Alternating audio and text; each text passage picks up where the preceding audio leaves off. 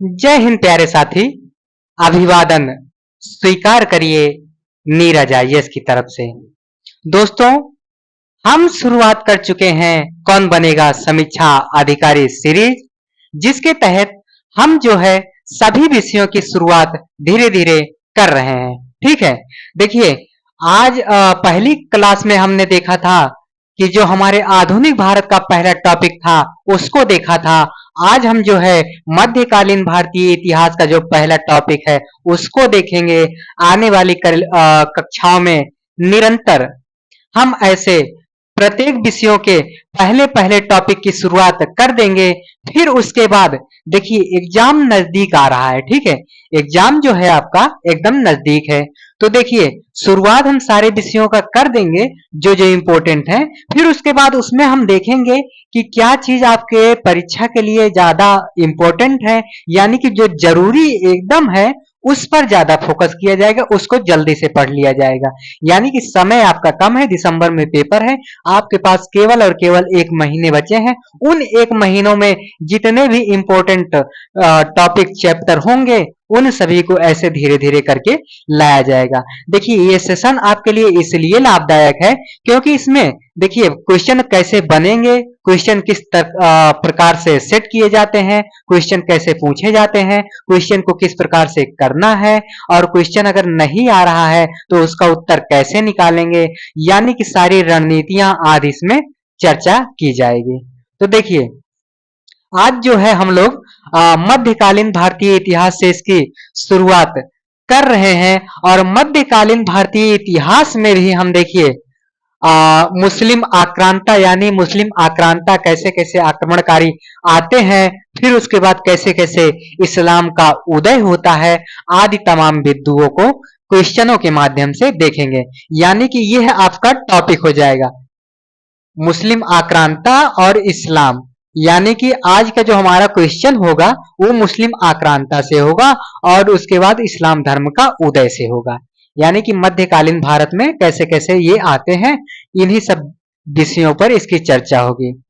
तो देरी न करते हुए पहला क्वेश्चन आपका कह रहा है, पहला क्वेश्चन है आपका, महमूद गजनवी ने भारत पर 17 बार आक्रमण किया। आपका कारण आर है कि वह भारत में अस्थाई मुस्लिम शासन की स्थापना करना चाहता था। आपके विकल्प हो जाते हैं ए तथा आर दोनों सही हैं तथा आर ए की सही व्याख्या करता है। आपके विकल्प बी में हो जाएगा ए तथा आर दोनों सही है परंतु आर ए की सही व्याख्या नहीं है।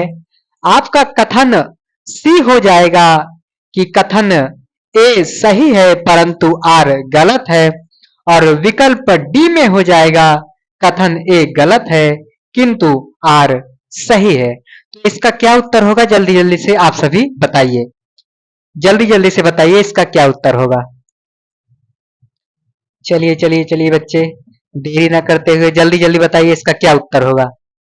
तो देखिए इसके उत्तर की यदि बात करें तो देखिए कह रहा है कि महमूद गजनी ने भारत पर 17 बार आक्रमण किया। कहोगे हाँ, कहोगे हाँ। देखिए ये यूपीएससी, आरओ चाहे पीसीएस हो, चाहे जहां इस तरह के क्वेश्चन जो आते हैं कथन कारण वाले, यह प्रायः बहुत कठिन माने जाते हैं। लेकिन आप सभी डरिए नहीं, घबराइए नहीं, इनको एकदम सरलतम अंदाज में पढ़ाया जाएगा, बताया जाएगा, समझाया जाएगा। तो देखिए पहला आपका एकदम सही हो जाता है, हाँ इसने 17 बार आक्रमण किया था भारत पर। उसके बाद आपका दूसरा है कारण आर, वह भारत में अस्थाई मुस्लिम शासन की स्थापना करना चाहता था। बताइए, तो देखिए इसका उत्तर हो जाएगा कि वह जो है अस्थाई अस्थाई मुस्लिम शासन की स्थापना नहीं करना चाहता।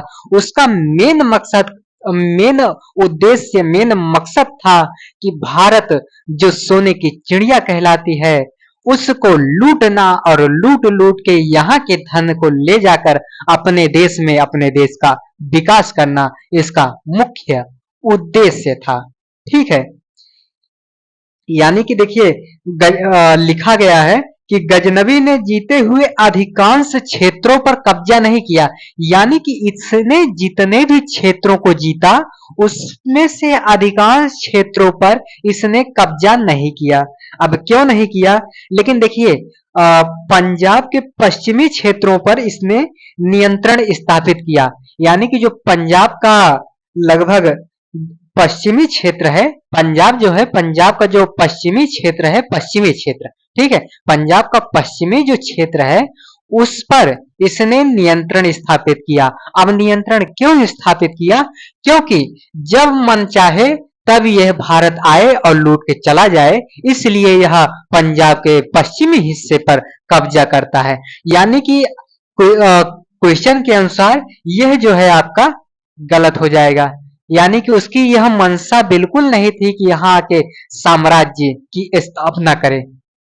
बेसिकली उसका मेन मकसद था कि जो भारत की समृद्धशाली संस्कृति है उसको ध्वस्त करना, उसको नष्ट करना, यानी कि भारत की संस्कृति, शिक्षा, साहित्य आदि को प्रभावित करने के लिए यह बागड़बिल्ला उतनी दूर से चल के आता है और यहाँ के तमाम जो हमारे मंदिर वगैरह हैं उनको ध्वस्त आदि करते जाता है और उसके बाद फिर चला जाता है, यानी कि सब कुछ तबाह करके निकल जाता है।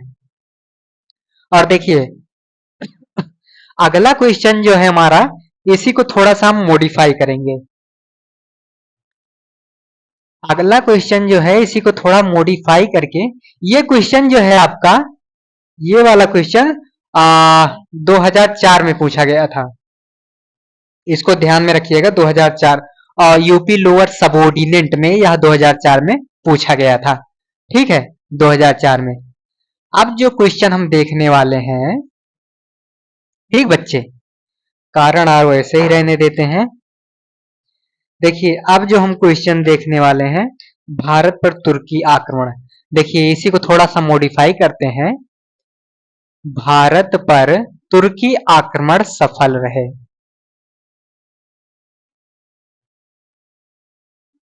भारत पर तुर्की आक्रमण सफल रहे, ठीक है।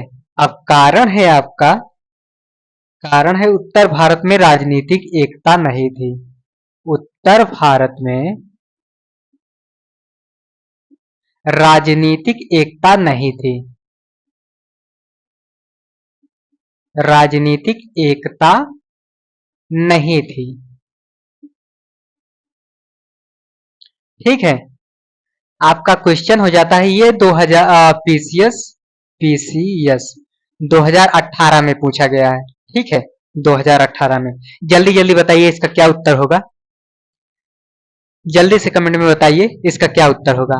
आपका क्वेश्चन है भारत पर, यानी कि कथन और कारण वाला क्वेश्चन है, जल्दी जल्दी इसका उत्तर दें।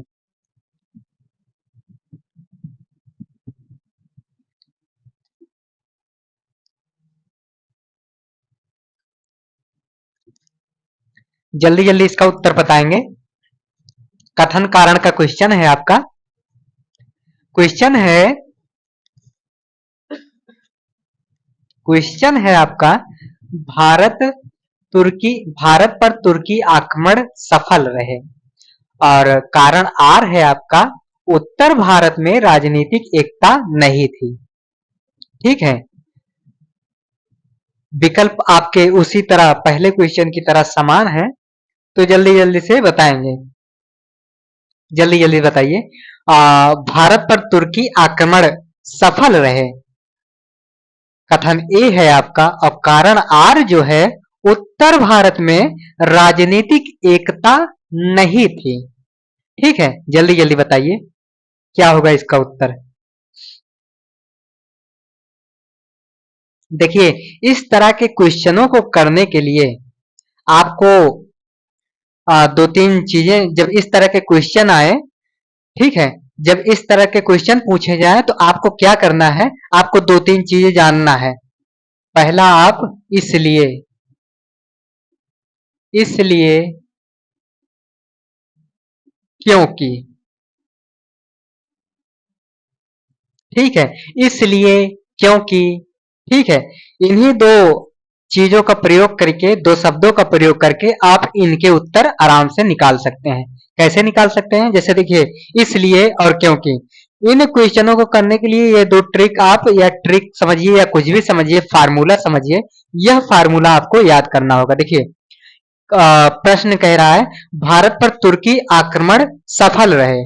देखिए, भारत पर तुर्की आक्रमण सफल रहे। अब देखिए, मैंने आपको ट्रिक बताया ना यहाँ पर, इसलिए और क्योंकि, इन शब्दों का प्रयोग करना है।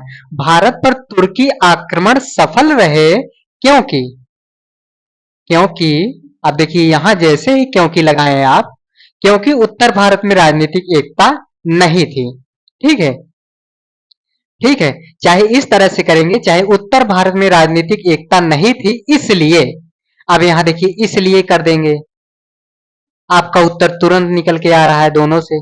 इसलिए उत्तर भारत में राजनीतिक एकता नहीं थी, इसलिए भारत पर तुर्की आक्रमण सफल रहे। निकल गया ना आपका उत्तर। देखिए, क्योंकि देखिए, जैसे पहले का अगर निकालना है आपको, भारत पर तुर्की आक्रमण सफल रहे क्योंकि उत्तर भारत में राजनीतिक एकता नहीं थी।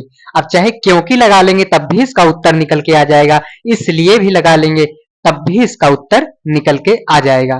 तो देखिए, दोनों कथन आपके सही हैं, ठीक है, दोनों आपके सही हैं और आपको उत्तर निकालना है। देखिए, जो है आर ए की सही व्याख्या है, ठीक है, ये जो है उत्तर भारत में राजनीतिक एकता नहीं थी, इसलिए भारत पर तुर्की आक्रमण सफल रहे। तो आपका पहला विकल्प सही हो जाएगा। कौन सा सही हो जाएगा? पहला।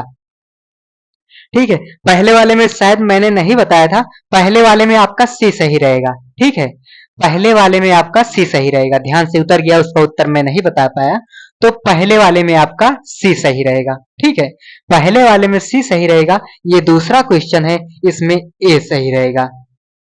ठीक दोस्तों, ए सही रहेगा। ठीक है, ए सही रहेगा। अब देखिए, बढ़ते हैं दूसरे क्वेश्चन की ओर।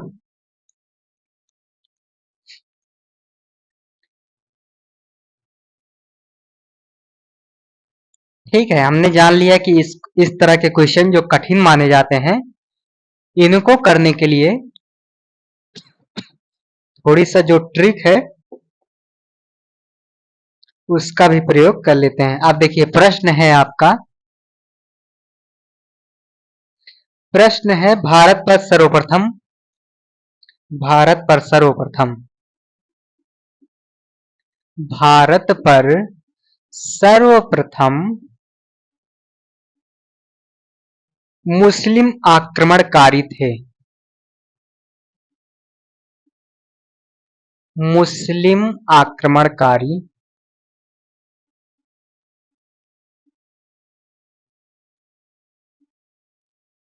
ठीक है, ये दे रहा है आपका विकल्प ए में गजनी के,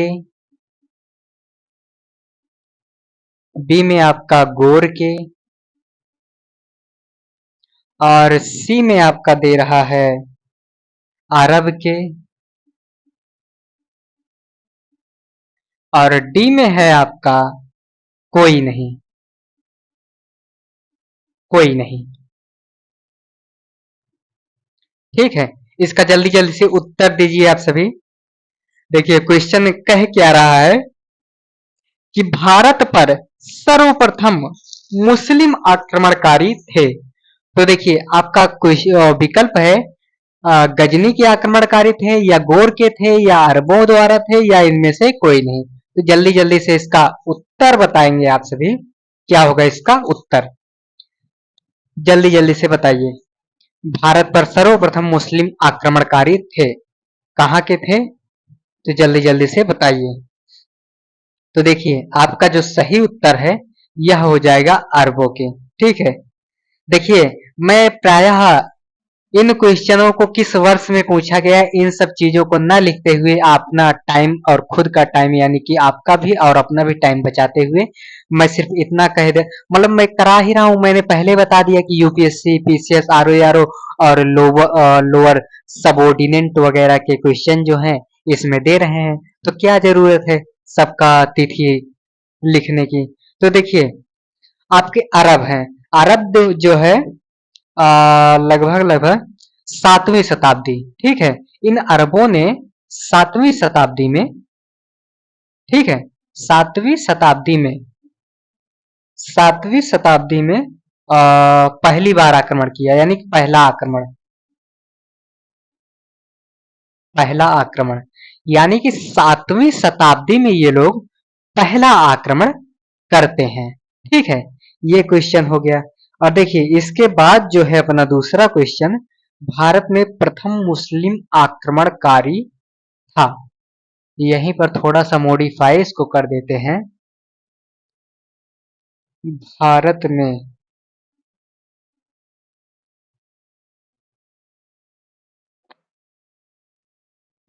भारत में प्रथम मुस्लिम आक्रमणकारी था, कौन था बताइए। तब तक अपने, जब तक मैं क्वेश्चन लिखा करूं तब तक अपने दिमाग में सोचा करिए, या किताब लिए हो तो किताबों में तब तक अपनी नजरें ऐसे ऐसे ऐसे ऐसे टिकाए रखिए, ठीक है। तो देखिए ए में आपका दे रहा है ऐबक, ऐबक ऐबक से आप समझ लीजिएगा कि कुतुबुद्दीन ऐबक। और बी से आपका दे रहा है गजनी, गजनी गजनी का आप महमूद गजनबी जाने रहिएगा। सी में आपका दे रहा है कासिम,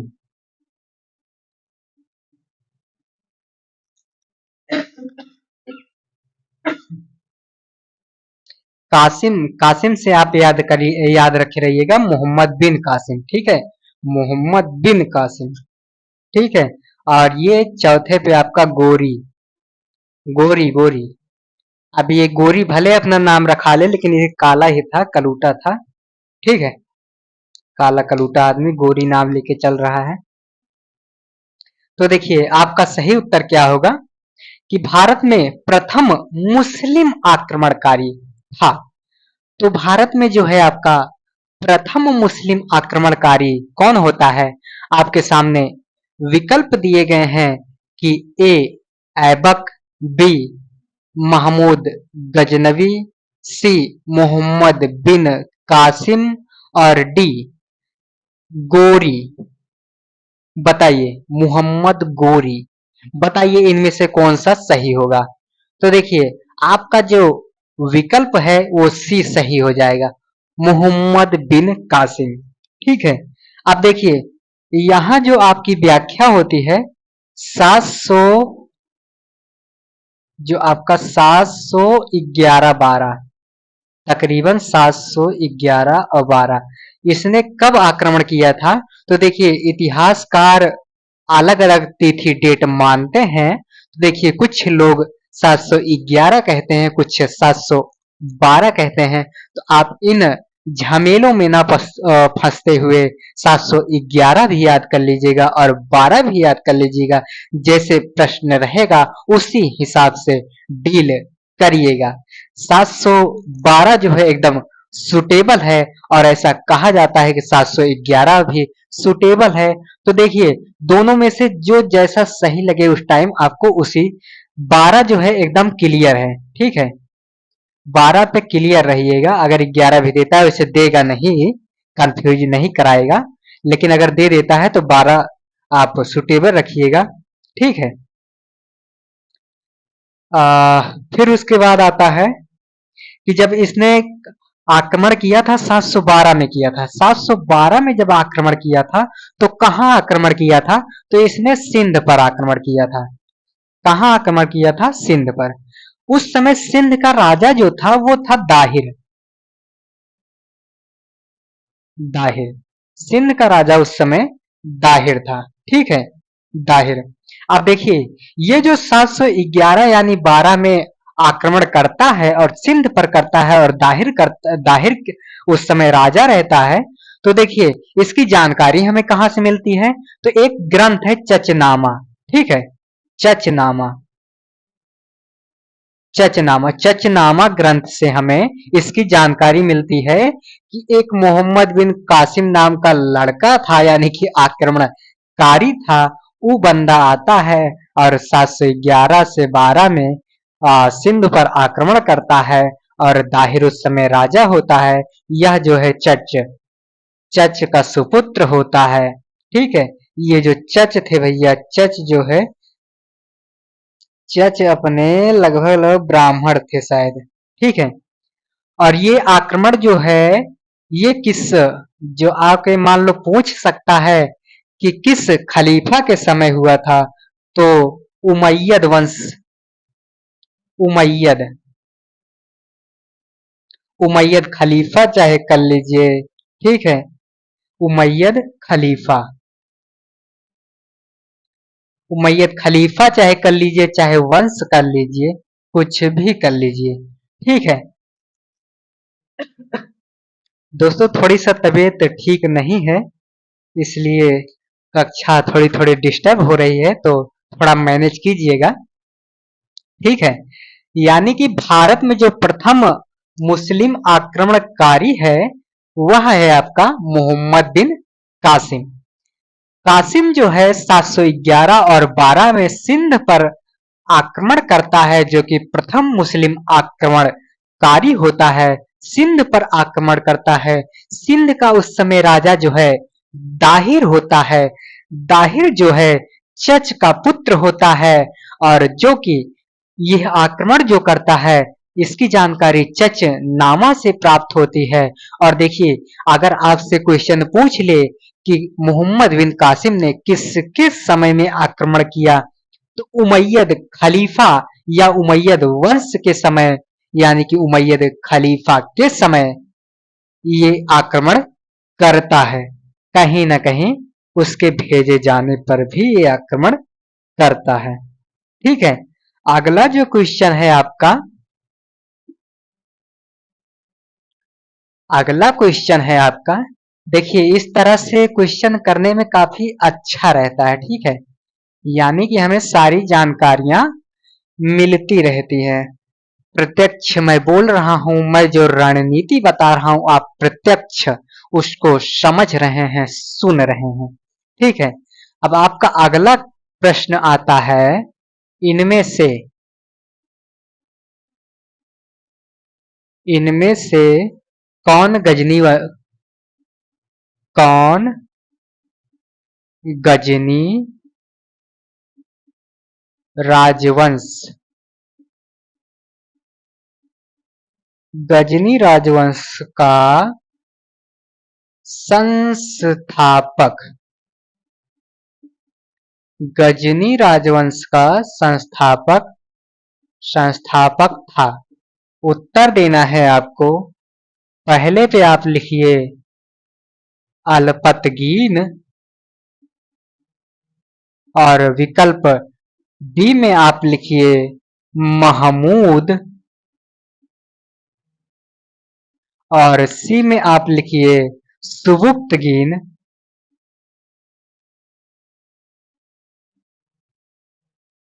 और डी में आप लिख लीजिए इस्माइल। डी में आप लिखिए इस्माइल। चलिए बच्चे, जल्दी जल्दी इसका उत्तर दीजिए।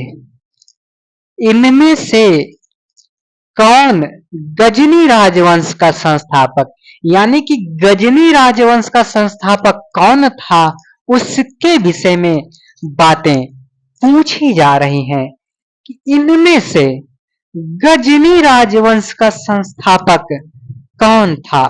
आपके सामने विकल्प है महमूद, उसके बाद अल्पतगीन, सुबुक्तगीन, इस्माइल।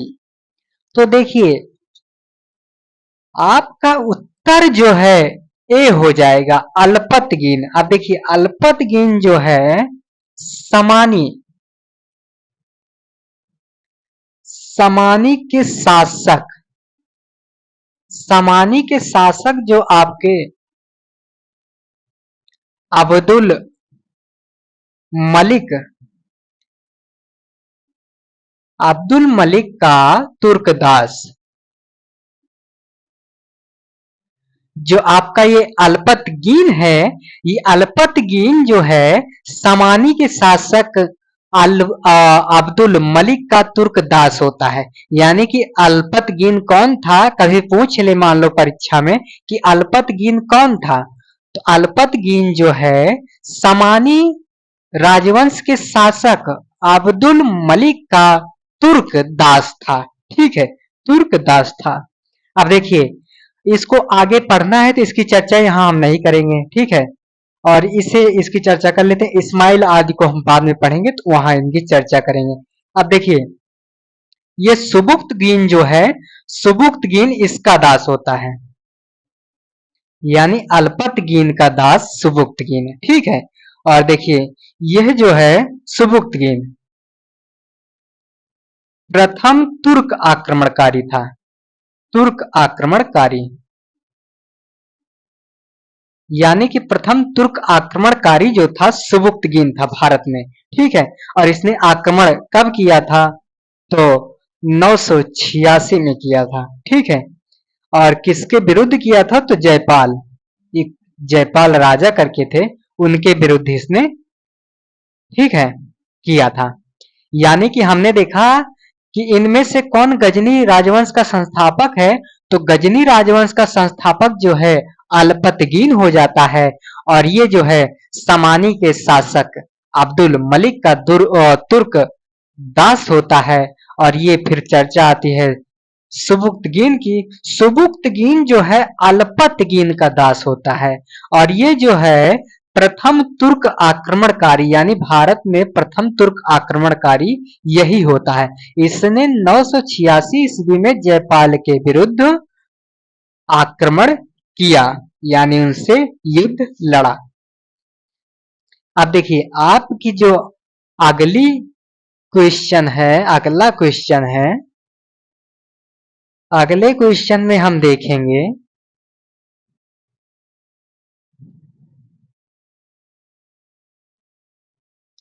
देखिए अगला क्वेश्चन है, पैगंबर हजरत मोहम्मद का जन्म कब हुआ था।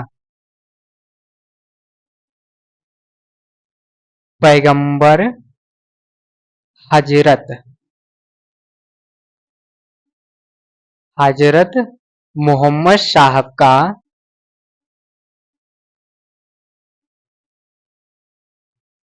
जन्म कब हुआ था। आपके विकल्प हैं, ए में आप करिए 570, बी में आप कर लीजिए 632, सी में आप कर लीजिए 610, और डी में आप कर लीजिए 712।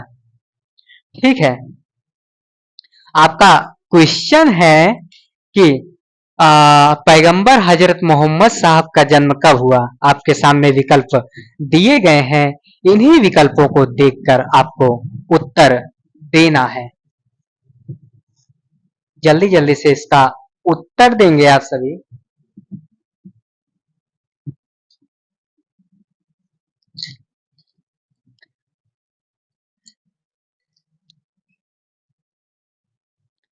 चलिए जल्दी जल्दी से इसका उत्तर दीजिए। तो देखिए प्यारे बच्चों, पैगंबर हजरत मोहम्मद साहब का जो जन्म है यह आपका 570 में होता है। ठीक है, 570 में इनका जन्म होता है, यानी कि ये जन्म की डेट हो जाएगी, और ये 632 जो है ये मृत्यु की डेट हो जाएगी। ठीक है, मृत्यु, यानी कि 632 में मृत्यु होती है।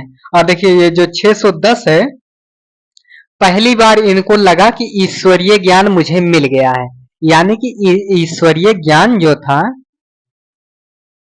ईश्वरीय ज्ञान की अनुभूति,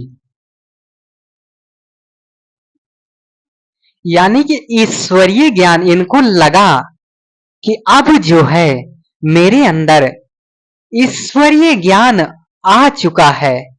ठीक है, अब हमें उसे प्रचार प्रसार करना चाहिए, लोगों में उसको बांटना चाहिए, यानी कि ज्ञान जितना ही हम बांटेंगे उतना हमें लाभ होगा, क्योंकि ज्ञान के विषय में संस्कृत में एक श्लोक कहा गया है कि न चौर्यहार्यम न च राज्यहार्यम न भातृभाज्यम न च भारकारी वै कृते वर्धते नित्यम विद्या धनम सर्व धनम प्रधानम। यानी कि विद्या को ना तो कोई चुरा सकता है, ना ही बांट सकता है, और ना ही इसे बोझ की तरह बांटा जा सकता है, ना कहीं खर्च किया जा सकता है, यानी खर्च करने पर यह और भी ज्यादा बढ़ती है।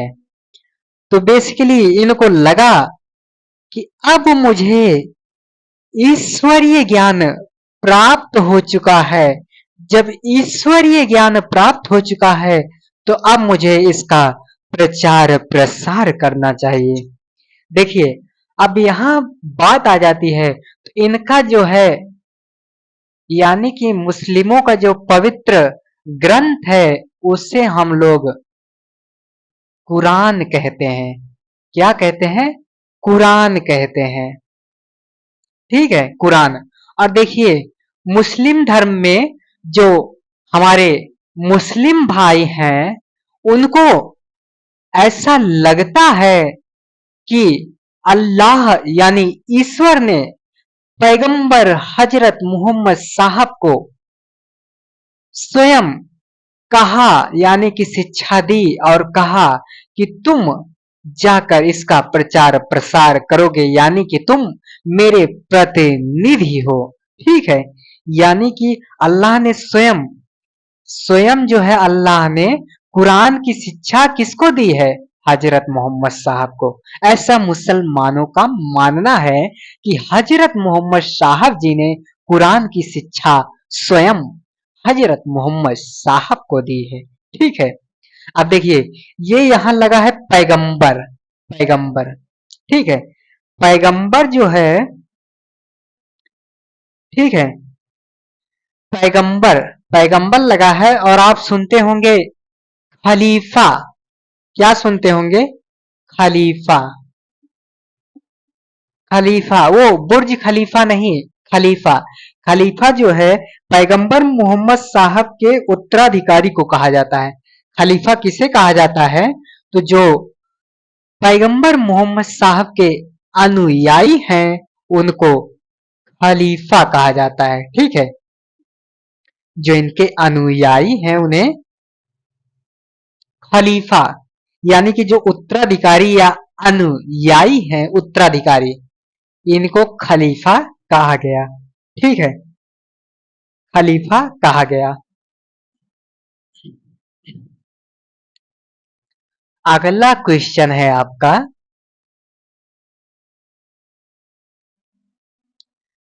अगला जो क्वेश्चन है वह है शाहनामा का लेखक।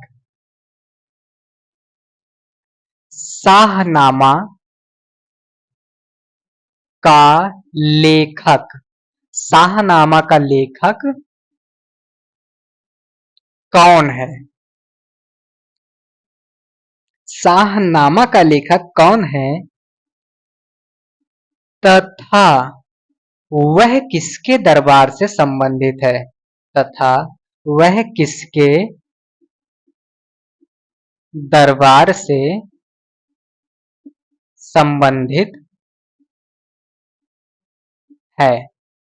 ठीक है, और विकल्प ए है आपका, ए में आपका है सुबुक्तगीन फिरदौसी।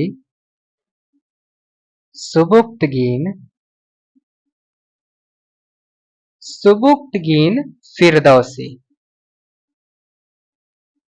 और विकल्प बी में आप लिखिए महमूद गजनवी फिरदौसी। महमूद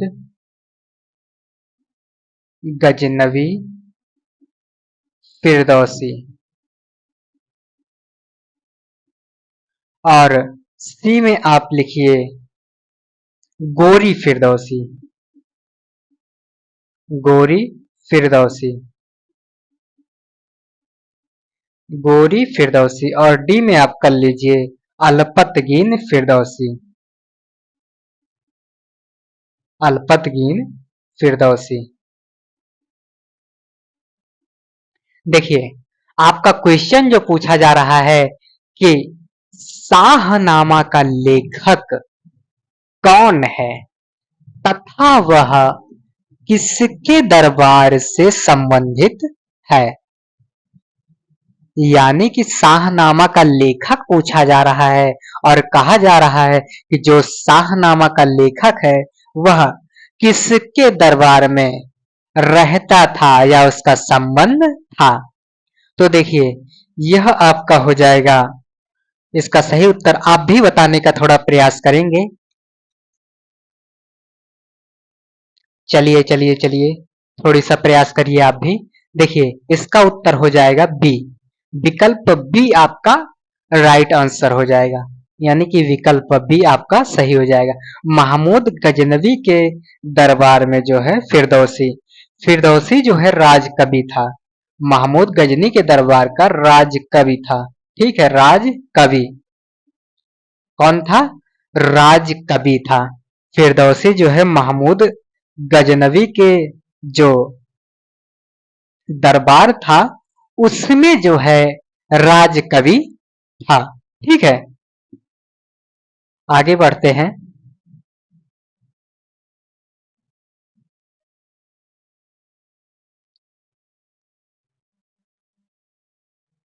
अगला क्वेश्चन है आपका, महमूद गजनवी का दरबारी इतिहासकार। महमूद गजनवी का दरबारी इतिहासकार, दरबारी इतिहासकार कौन था? ए में आप लिखिए हसन, बी में आप लिख लीजिए उत्तवी और सी में आप कर लीजिए फिरदौसी और डी में आप कर लीजिए चंद्रवरदाई। चंद्रवरदाई, चंद्रवरदाई। ठीक है, क्वेश्चन है आपका, क्वेश्चन है महमूद गजनवी का दरबारी इतिहासकार। अब देखिए, अभी आपने कुछ देर पहले पढ़ा फिरदौसी के बारे में, लेकिन फिरदौसी जो है राज कवि था। ठीक है, राज कवि, फिरदौसी जो है राज कवि था, लेकिन पूछ रहा है इतिहासकार, दरबारी इतिहासकार। तो ये विकल्प बी आपका सही हो जाएगा। चंद्रवरदाई जो है आपके, ये पृथ्वीराज रासो लिखते हैं, पृथ्वीराज रासो लिखते हैं, जो कि आप आगे चल के, आगे क्या इसी में पढ़ना है तो इसको यही बता दे रहे हैं। पृथ्वीराज रासो यानी पृथ्वीराज चौहान से जुड़े थे ये। ठीक है, हसन आदि की चर्चा हम आगे करेंगे, क्योंकि हसन आदि को आगे पढ़ेंगे, आगे इनकी चर्चा होती रहेगी। तो उत्तवी आपका सही हो जाएगा। ठीक है, उत्तवी आपका सही हो जाएगा। उत्तवी की जो किताब है किताबुल यामिनी, किताब उल यामिनी, यानी उत्तवी जो है आपके किताबुल यामिनी ग्रंथ लिखते हैं। कौन सी ग्रंथ लिखते हैं? किताबुल यामिनी।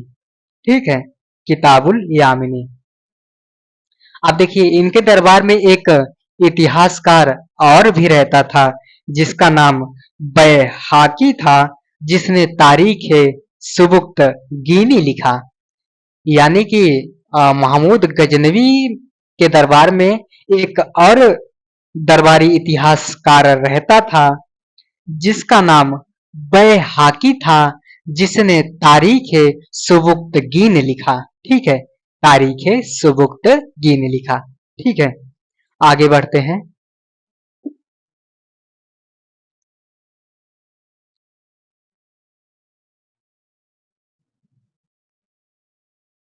देखिए, आपका अगला क्वेश्चन है,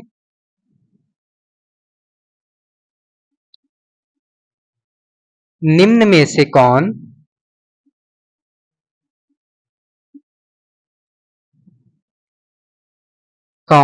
चंदेल शासक, कौन चंदेल शासक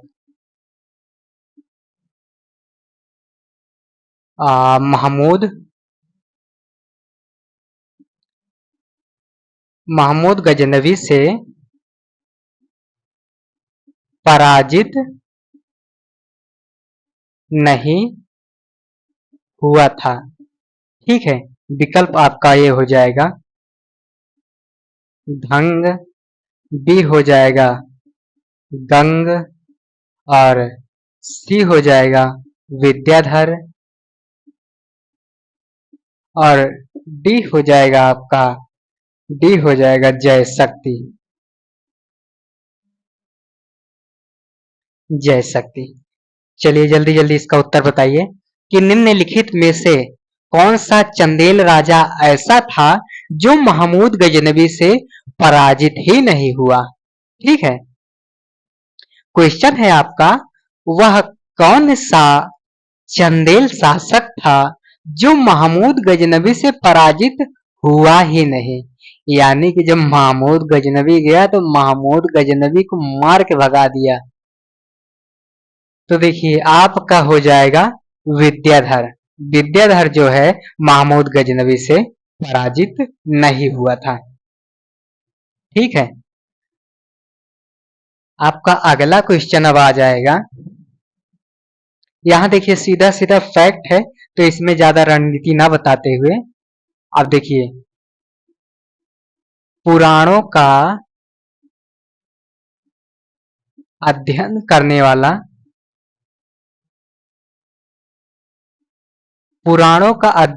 वाला प्रथम मुसलमान था।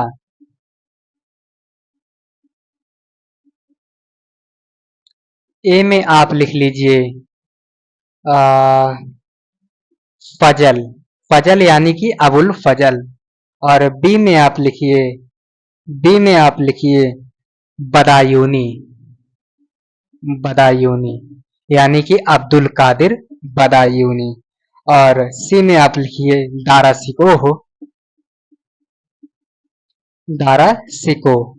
और डी में आप लिखिए अलबरूनी। जल्दी जल्दी इसका उत्तर बताइए, क्या होगा इसका उत्तर, जल्दी जल्दी से बताइए।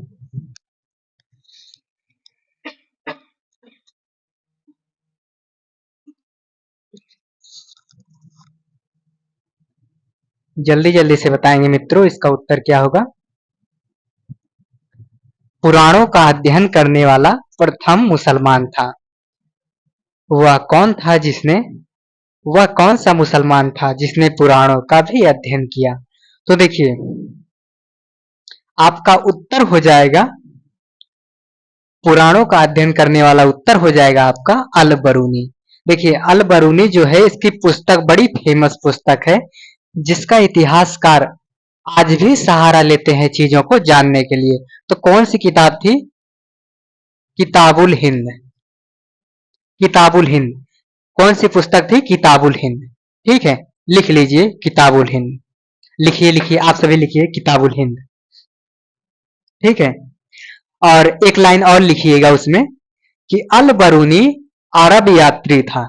लिखिए अल बरूनी की पुस्तक का नाम किताबुल हिंद था। अल बरूनी की पुस्तक का नाम किताबुल हिंद था। ठीक है, और दूसरा पॉइंट लिखिए अल बरूनी अरब यात्री था। दूसरा पॉइंट लिखेंगे अल बरूनी अरब यात्री था। अगला पॉइंट लिखेंगे अल बरूनी महमूद गजनवी के साथ भारत आया था।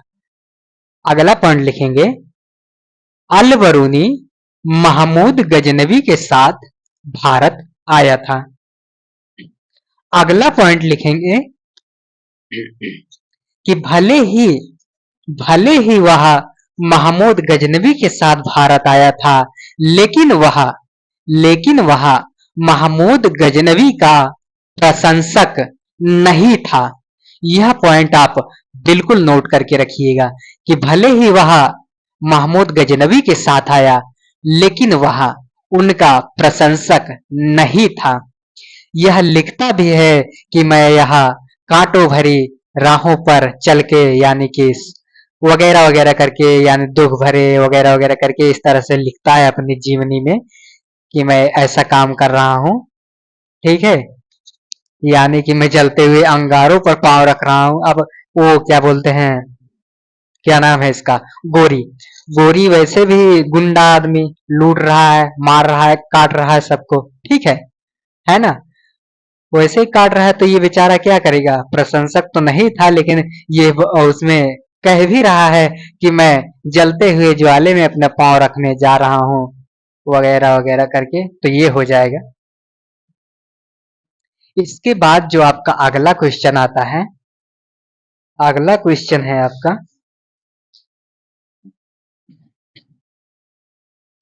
अगला क्वेश्चन है अलबरूनी के बारे में। अलबरूनी, अलबरूनी के संदर्भ में।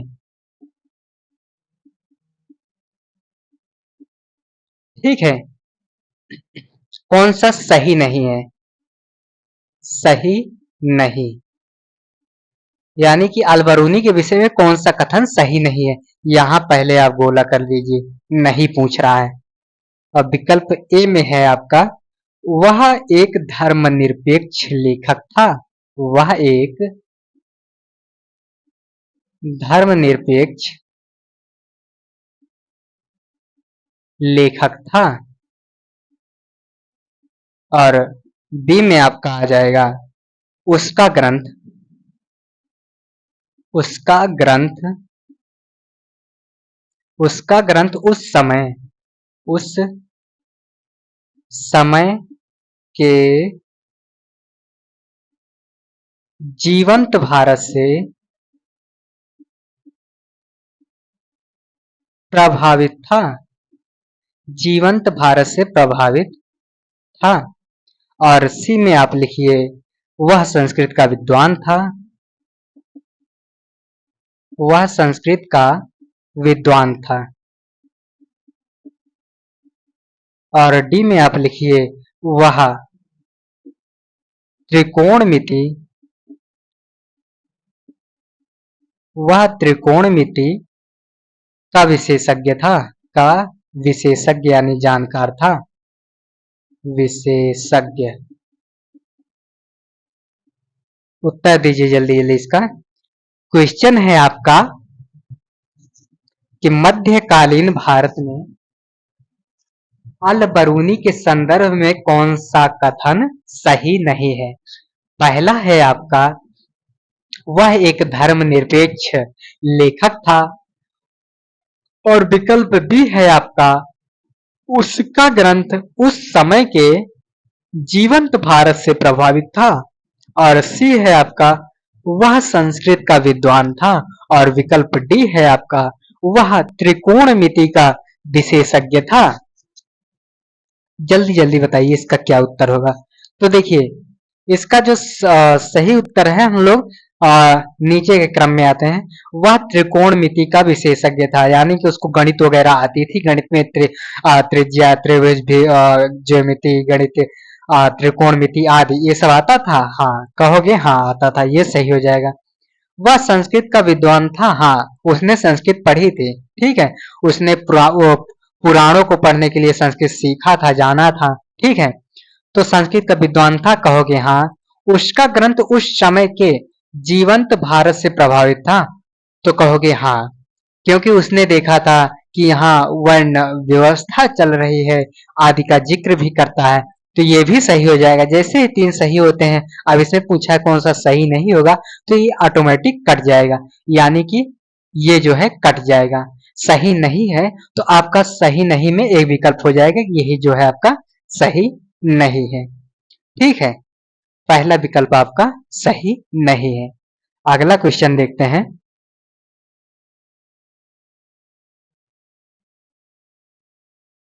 अगला क्वेश्चन जो है आपका, किसने एक तरफ, किसने एक तरफ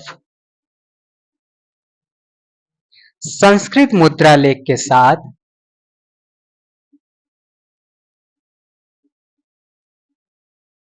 संस्कृत मुद्रा लेख के साथ संस्कृत मुद्रा लेख के साथ चांदी के सिक्के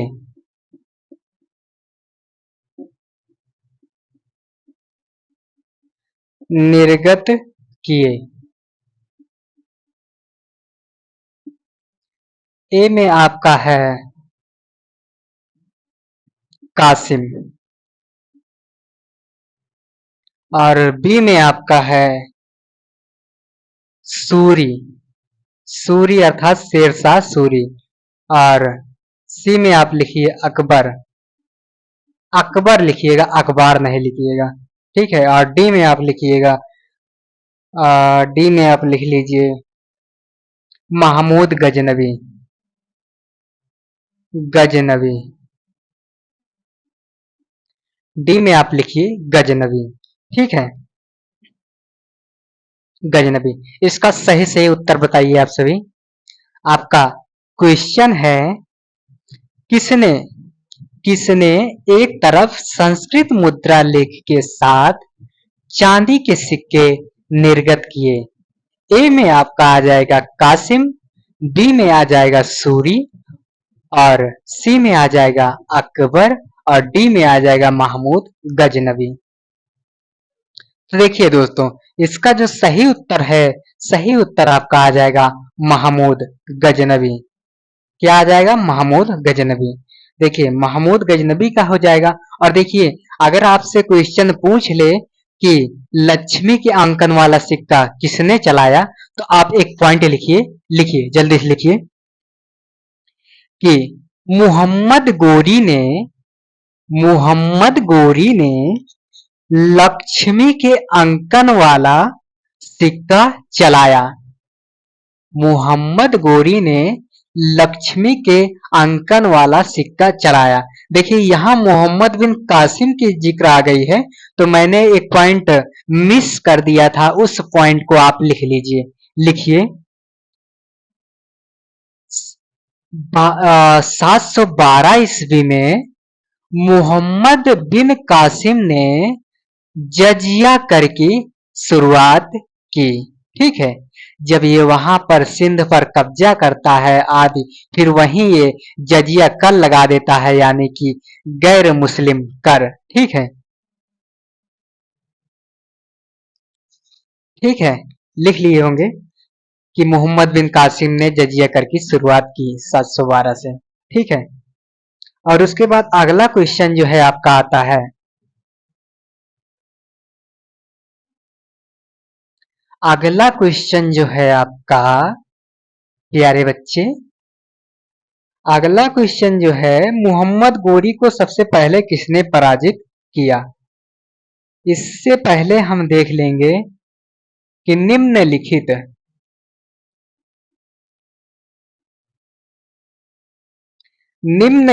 में से निम्नलिखित में से मध्य एशिया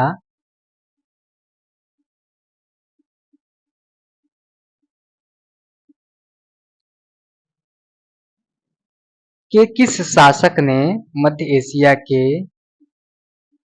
किस शासक ने मध्य एशिया के किस शासक ने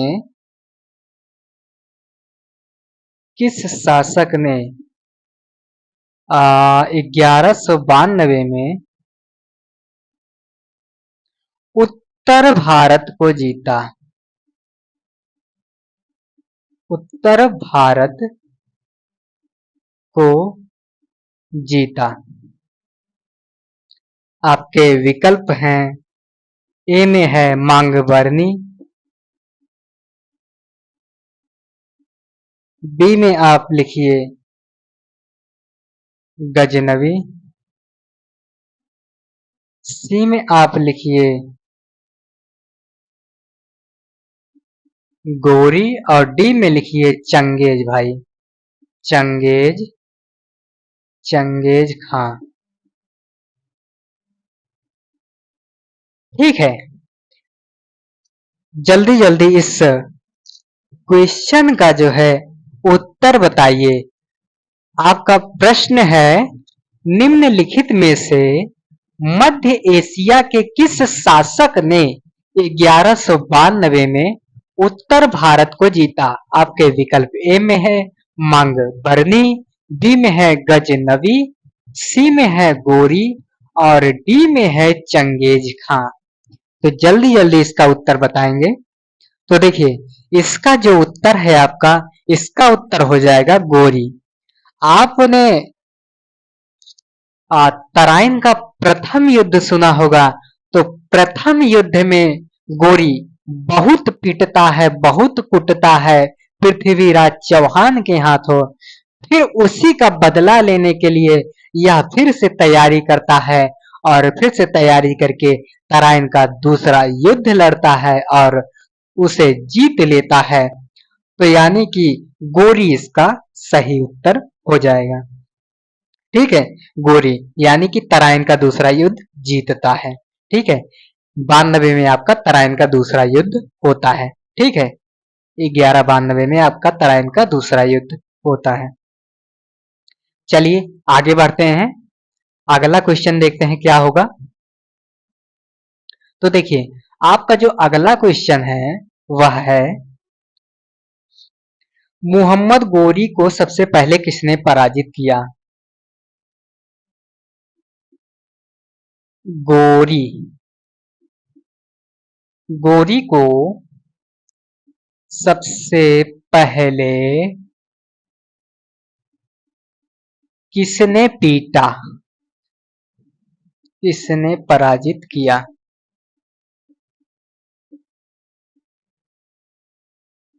बताइए किसने पराजित किया होगा? गोरी गोरी का नाम ही बड़ा अजीब लगता है ना कहने में।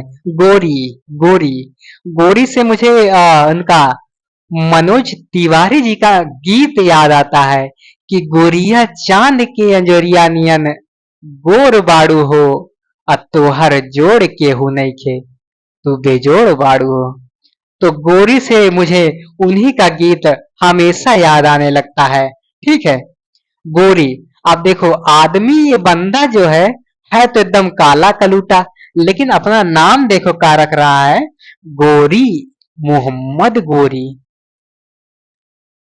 गांव में अगर चला जाता इस समय तो कलुटवा कलुटवा कह के इसको मारते, इसका जीना हराम कर देते। ठीक है, तो पूछा जा रहा है गोरी को सबसे पहले किसने हराया? विकल्प ए में है आपका मूल राज सेकंड, और उसके बाद बी में आप लिख लीजिए, बी में आप क्या लिखोगे? जयचंद को लिख लो, जयचंद। और सी में आप लिख लो पृथ्वीराज सेकंड, पृथ्वीराज सेकंड। और डी में आप लिख लो पृथ्वीराज चौहान, पृथ्वीराज चौहान। तो जल्दी जल्दी इसका उत्तर बताएंगे बच्चों। गोरी,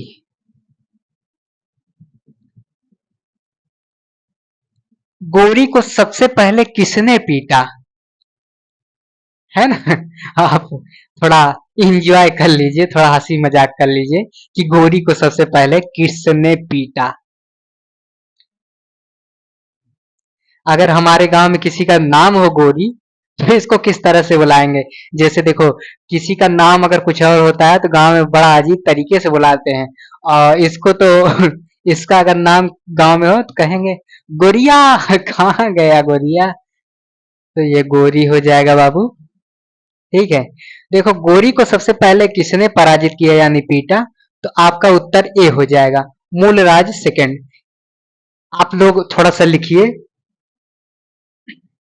मूलराज द्वितीय को, मूलराज द्वितीय को भीम द्वितीय कहते हैं। इसी जो मूलराज द्वितीय हैं इन्हीं को जो है भीम द्वितीय कहते हैं। और देखिए लिखिए 1178 में, ठीक है, मूलराज सेकंड जो आपके होते हैं इन्हीं को भीम सेकेंड के नाम से जाना जाता है। और आगे लिखेंगे कि 1178 ईस्वी में 1178 ईस्वी में इसने गोरी को बंदी बना लिया।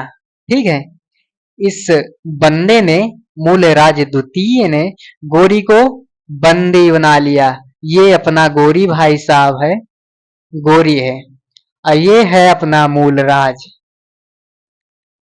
ये इसका गर्दन पकड़ के बंदी बना लेता है। चल तुझे बताता हूं, इसका गर्दन पकड़ लिया है गोरी का। ठीक है, आगे लिखिए। गोरी को बंदी बना लिया, लेकिन बाद में इसे फिर से छोड़ दिया। ठीक है, तो ये आपका गोरी वाला चर्चा हो जाता है। और देखिए जयचंद वाला अभी हम आगे पढ़ेंगे, तो इसको यहाँ छोड़ते हैं ये भी। और देखिए पृथ्वीराज चौहान के साथ जो है 2 युद्ध होते हैं। इसकी चर्चा मैं पहले कर चुका हूं कि तराइन के प्रथम युद्ध और द्वितीय युद्ध, यानी कि तराइन का जो प्रथम युद्ध होता है उसमें गोरी बहुत पीटता है, और बहुत पीटने के बाद वह भौरा भौरा हो जाता है। इसे गांव में कहते नहीं कि खौसा भौसा हो गए, तो वो चिढ़ गया कि कैसे मैं मार खाया। यानी कि जबकि वह पहली बार यहीं पिट जाता है, मूलराज से पिट जाता है। किससे पिट जाता है? मूलराज से पिट जाता है। मूलराज इसको बहुत पीटता है, बहुत पीटता है। उसके बाद बंदी बना लेता है। बंदी बनाने के बाद बेचारा रोने गाने लगता है, बाबू हमका छोड़ दो, बाबू हमका छोड़ दो, बाबू बाबू बाबू बना ली, बाबू हमका छोड़ दो। फिर बेचारा दया करता है मूलराज, और इसको बंदी बनाया रहता है। फिर बाद में छोड़ देता है, और जब छोड़ देता है तो ये फिर चला जाता है, और फिर चला जाता है। तो पहली बार इस आदमी ने पीटा, और दूसरी बार पृथ्वीराज चौहान ने पीटा। ठीक है, दूसरी बार इसको पृथ्वीराज चौहान ने पीटा, और फिर उसके बाद ये कह रहा है कि मुझे बार बार सब पीट रहे हैं। फिर किनमिनाता है, और गुस्से में फिर उसके बाद तराइन का दूसरा युद्ध करता है, जिसमें विजय प्राप्ति कर लेता है। फिर चंदावर को जीतता है, उसमें जयचंद को हराता है। तो इस तरीके से। ठीक है, अगला क्वेश्चन जो आपका निकल के आता है, यानी कि आप लोग भी ऑनलाइन जहां जहां से यह क्लास देख रहे हैं, आप लोग भी गोरी को मिलकर पीटिएगा। ठीक है, और मनोज तिवारी का गोरी वाला गाना जरूर याद रखिएगा। जब भी आप पढ़ने बैठिएगा, तो अगर गोरी के विषय में आ गया एग्जाम में, तो तुरंत मनोज तिवारी के गाने को याद करिए, और गोरी तुरंत याद आ जाएगा। ठीक है, अब देखो, गोरी ने गोरी ने जयचंद को जयचंद को किस युद्ध में हराया? गोरी ने जयचंद को किस युद्ध में हराया? ठीक है, पहला आपका है तराइन प्रथम, बी आपका है तराइन द्वितीय, सी आपका है चंदावर, और डी आपका है कन्नौज। ठीक है, बताइए, आप बताइए, जल्दी क्वेश्चन का उत्तर दीजिए कि ने गोरी ने जो है जयचंद को किस युद्ध में पराजित किया? ठीक है, बताइए। अभी देखिए इसका उत्तर क्या निकल के आएगा कि तराइन का जो प्रथम युद्ध हुआ था, ये हुआ था 1191 में। इसमें पृथ्वीराज चौहान ने गोरी को खूब पीटा। अब पीटने के बाद ये बंदा गुस्सिया जाता है, और गुस्सिया जाता है तो तराइन का दूसरा युद्ध यानी कि 1992 में होता है, और गुस्सिया जाता है। तो 92 में ये फिर से युद्ध करता है, और इस बार यह जीत जाता है। देखिए जीतने में, देखिए एक बार ये बंदा जो है इसमें क्या नाम है इसका, जल्दी जल्दी बताइए, इसका नाम क्या है? पृथ्वीराज चौहान। पृथ्वीराज चौहान जो इसमें हार रहा होता है, ठीक है, पृथ्वीराज चौहान जो है हार रहा होता है, ठीक है, हार रहा होता है, तो जयचंद से मदद मांगता है, लेकिन जयचंद इसकी मदद यहाँ करने नहीं आते, यानी कि 92 में इसकी मदद करने नहीं आते। जब इसकी मदद करने नहीं आते तो ये बंदा कहता है अच्छा हमारा भी कभी समय आएगा। तो देखिए ये हो गया। उसके बाद ये 1900 नहीं 1100 है बच्चे, 1192, ठीक है, 1192। फिर देखिए 1194 में, 1194 गोरी जो है चंदावर का युद्ध जो है जयचंद के खिलाफ कर देता है। अब ये कहता है, जयचंद कहते हैं पृथ्वीराज चौहान से कि आओ हमारी मदद करो, ठीक है, चंदावर के युद्ध में आओ हमारी मदद करो। तो गोरी कहते हैं भूल गए, नहीं वो क्या बोलते हैं, क्या नाम है इनका, पृथ्वीराज चौहान। पृथ्वीराज चौहान कहते हैं भूल गए, मैंने तुमसे कहा था कि 1992 में जब तराइन का दूसरा युद्ध हुआ था तो मेरी मदद करो, तब तो मदद नहीं किए। अब तुम 1994 में गोरी तुम पर आक्रमण कर रहा है तो मैं क्यों बचाने आऊं। तो बेसिकली ये हो जाता है। तो दोनों लोग एक दूसरे की मदद नहीं करते, जो कि कहीं ना कहीं जिगरी यार रहते हैं, और जिगरी यार रहते हैं फिर भी दोस्ती तोड़ देते हैं इन्हीं कारणों से। थोड़ी सा मतभेद आ जाता है। तो अभी पहला ही क्वेश्चन आपने किया था कि इन लोगों में एकता नहीं थी, इसलिए मुस्लिम आक्रमण सफल हुए। तो इसके बाद देखिए जो आपका अगला क्वेश्चन है, देखिए इससे यह भी होता है कि आप थोड़ा टाइप भी समझ लेते हैं कि क्वेश्चन बनने के जो टाइप हैं, प्रकार हैं, वह क्या क्या है, ठीक है, क्वेश्चनों के टाइप। आप देखिए कालानुक्रम में व्यवस्थित कीजिए। निम्नलिखित को कालानुक्रम में व्यवस्थित कीजिए।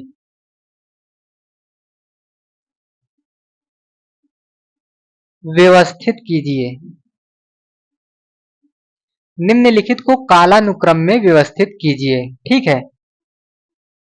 आपका पहला है चंगेज खां। चंगेज खां। दूसरा है आपका गजनवी।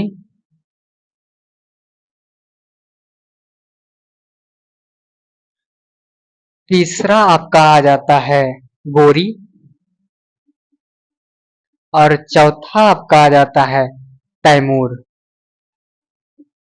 ठीक है। इनका क्रम आपको बताना है। ये आपके सामने कूट है। कूट में आपका ए है, ए है, ए में 1 2 3 4 है, 1 2 3 4 है। और बी आपका है, बी में आपका 2 3 1 4 है, 2 3 1 4 है। और सी में जो है 3 4 1 2 है, 3 4 1 2। और डी जो है आपका 4 1 2 3 4 1 2 3 है। तो देखिए इस प्रकार से भी क्वेश्चन पूछे गए हैं, यानी कि आपको कुछ शासक दे देगा उनका क्रम पूछ लेगा, कुछ क्षेत्र दे देगा उनका क्रम पूछ लेगा, कुछ आक्रमणकारियों के नाम दे देगा उनका क्रम पूछ लेगा, कुछ राजवंश दे देगा उनका क्रम पूछ लेगा। तो इस तरह से क्रम बेस भी क्वेश्चन बनते हैं। तो ये भी आप थोड़ी सा ध्यान रखे रहिएगा, ठीक है। तो देखिए चंगेज जो है आपका, इसका कालानुक्रम में व्यवस्थित कीजिए। तो देखिए चंगेज है आपका, चंगेज, चंगेज जो है इल्तुतमिश के समय में, ठीक है, इल्तुतमिश के समय में आता है, ठीक है। और ये जो तैमूर है, तैमूर, तैमूर जो है खिलजी काल, खिलजी के समय आता है, ठीक है। उससे पहले देखो आपका गजनी आ जाता है और गोरी आ जाता है। तो दो को हम देखेंगे, दो पहले पे कहाँ है। तो जैसे ही हमें पता चल गया कि दो पहले पे यहाँ है, तो ऑटोमेटिक जो देखो यहाँ दो नहीं है, यहाँ लास्ट में है, यहाँ तीसरे पे है, यहाँ दूसरे पे है। तो जैसे ही हमें पता चला अच्छा ये चीज यहाँ है, तो देखो इसके बाद गोरी आया, हाँ, फिर उसके बाद देखो ये आ रहा है, यानी कि जो इल्तुतमिश का समय है ये उसके क्या बोलते हैं, तैमूर जब आता है, तैमूर खिलजियों के समय आता है, तो खिलजियों से पहले ये आ जाएगा, तो 1 हो जाएगा, फिर उसके बाद 4 हो जाएगा। तो सही उत्तर आपका बी हो जाएगा। क्या हो जाएगा दोस्तों? सही उत्तर बी हो जाएगा। ठीक है, सही उत्तर आपका बी हो जाएगा। यानी कि सबसे पहले गजनी आता है, फिर गोरी आता है, फिर चंगेजू भाई आता है, फिर तैमूरू आता है। ठीक है, तो इस तरीके से बस, ज्यादा क्वेश्चन नहीं बचे हैं, एक ही दो और हैं। इसके बाद आपको सकुशल छोड़ दिया जाएगा, टॉर्चर करना बंद कर दिया जाएगा। ठीक है, ये हो गया। अब देखो, गोरी के किस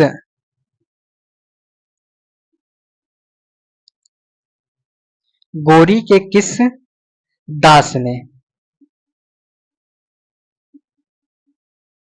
बंगाल और बिहार पर विजय की? बंगाल और बिहार पर विजय की। ठीक है, किस दास ने बंगाल पर बंगाल और बिहार पर विजय प्राप्त की? ठीक है, विकल्प ए आपका हो जाएगा ऐबक। बी में आप लीजिए इल्तुतमिश, इल्तुतमिश। और सी में आप लिखिए बख्तियार खिलजी, बख्तियार खिलजी। ठीक है, और डी में आप लिख लीजिए यलदौज। जल्दी से इसका उत्तर बताएंगे।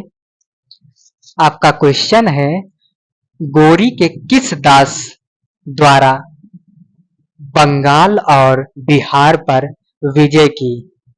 ठीक है, गोरी के किस दास ने बंगाल और गोरी के किस दास ने बंगाल और बिहार पर विजय प्राप्त की?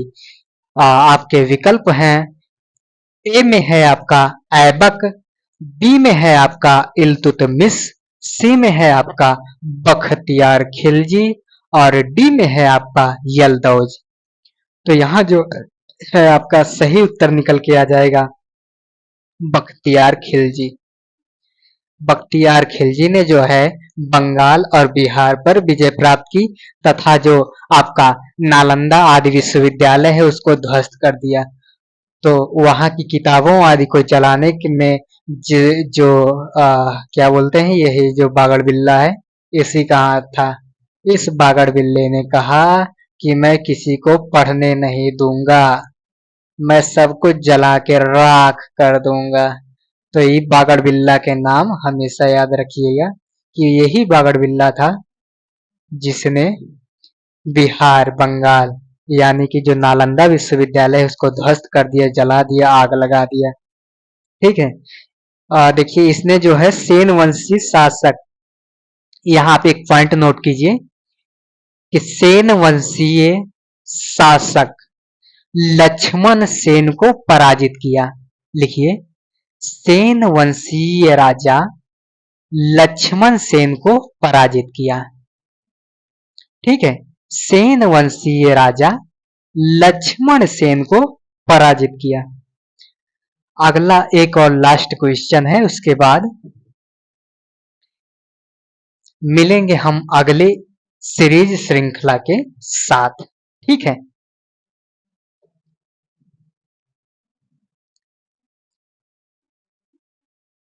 हिंद भारत की जनता के संदर्भ में, भारत की जनता के संदर्भ में, जनता के संदर्भ में हिंदू शब्द का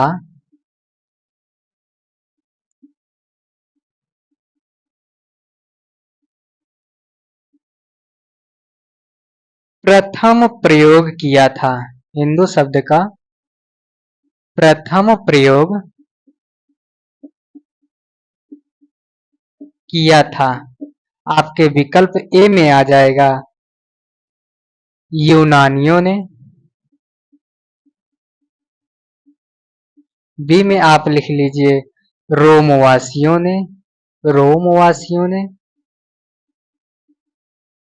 सी में आप लिखिए चीनियों ने,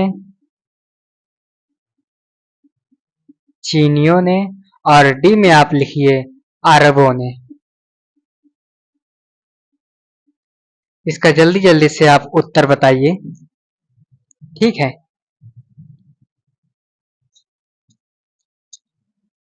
जल्दी जल्दी से उत्तर बताइए।